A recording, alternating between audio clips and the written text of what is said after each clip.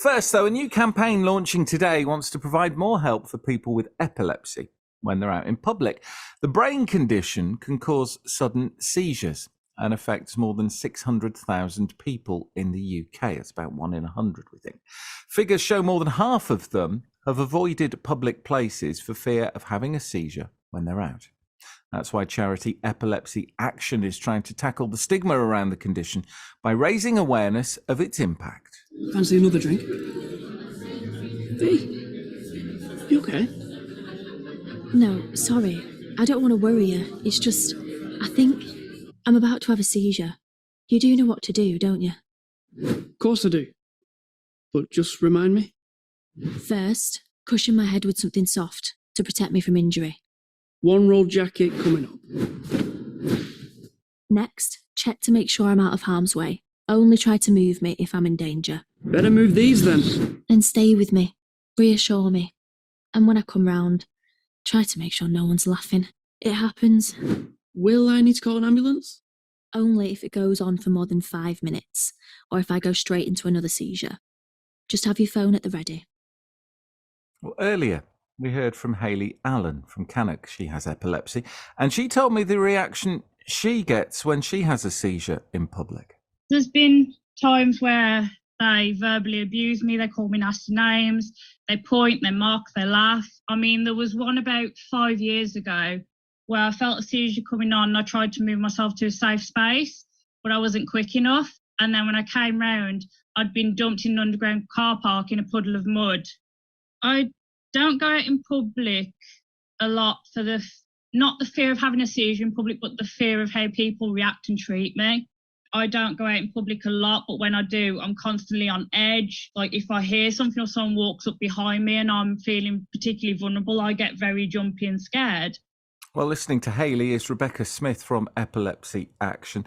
Rebecca, good afternoon. Thanks for coming on to BBC Radio Stoke. I suppose it's experiences like Hayley's that have led you to this campaign, is it?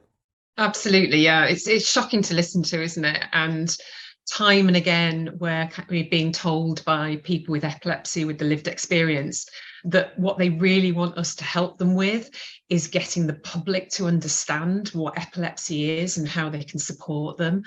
And as a charity, that's really frustrating because, you know, we see ourselves here to help the people with epilepsy, but so many of them are affected by the fact that they can't go out and socialise, and they're so self-conscious when they do go out because people don't really understand enough about what epilepsy is. And there's nothing inherent in the condition which means you shouldn't be going out and socialising and meeting friends or anything like that, is there? It's not like you can't catch it or anything like that. No, absolutely not. You know, I mean, the thing about epilepsy is that, yes, it can happen at any time. And that's the unpredictability of it. And of course, that then does make people with epilepsy nervous, you know, because they can't always, you know when it's going to happen. But it's very simple to support them. And we were trying to show that through the video and the audio that you were playing earlier. You know, they're not looking for intensive medical treatment from people or first aid. They just want people to be open-minded and to be there and support them when they're going through a seizure. Figures show 47% of people with the condition have been accused of being under the influence of alcohol or drugs when they've had a seizure in public. What does that tell you? It is about lack of education for this. And, you know, you think about a lot of the other conditions. If someone was having a heart attack, would they be judged, you know, that they were sort of drunk or on drugs? Of course they wouldn't. You know, it's very clear what a seizure is.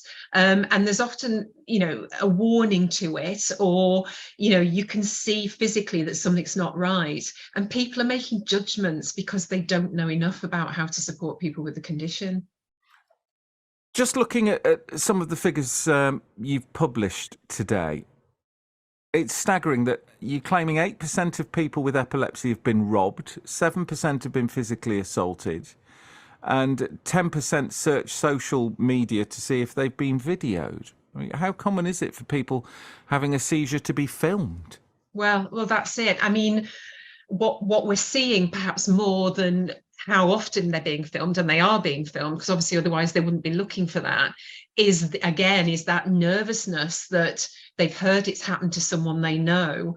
So as soon as they have a seizure, they're then sort of, making sure that there's nothing on social media that's been filmed about them. I mean, how sad is that, that people have to feel like that? And it's still, 10%, like you say, 10% are telling us that that's the reality of their lives. I've learned a thing or two speaking to you and hearing from Hayley earlier, and even just hearing the campaign audio about, what to do. If someone's having a seizure, you may never have met them before, you may never have seen them before, but you should be able to recognise the signs and have an idea of what to do as a result. How important is it? I mean, why aren't we teaching children this? It would seem fairly simple to teach children what epilepsy is in its most basic terms. We don't need to go into the neurology of it, just how it affects us if we don't have it. And what to do. Why aren't we doing that? I don't know. You're asking the wrong person that question. All I can tell you is that we do have thousands of teachers access our, free learning training and everything. But of course, it's always when they have a pupil in their class. Same with workplaces. As soon as someone employs someone that they know has epilepsy, that's when they start doing their homework and finding out more. But what we're trying to say with this campaign is, you have to care, you have to be part of this before you know someone with epilepsy, because you never know when it's going to happen. Again, forgive my ignorance on this, Rebecca, but I was really surprised by how many people have it. My rough maths reckons about 1 in 100, something like that in the UK. No, that's good maths. It is around that. And what, I suppose a lot of us think, well, we don't see it very often, and yet that's a lot of people. 2/3 of those people will have some level of control over their seizures because of medication and things like that. But that still leaves over 200,000 people, who are going about their days and their lives who do have to deal with seizures on a regular basis. So we just need to make sure that, we're ready for that and we're ready to support them.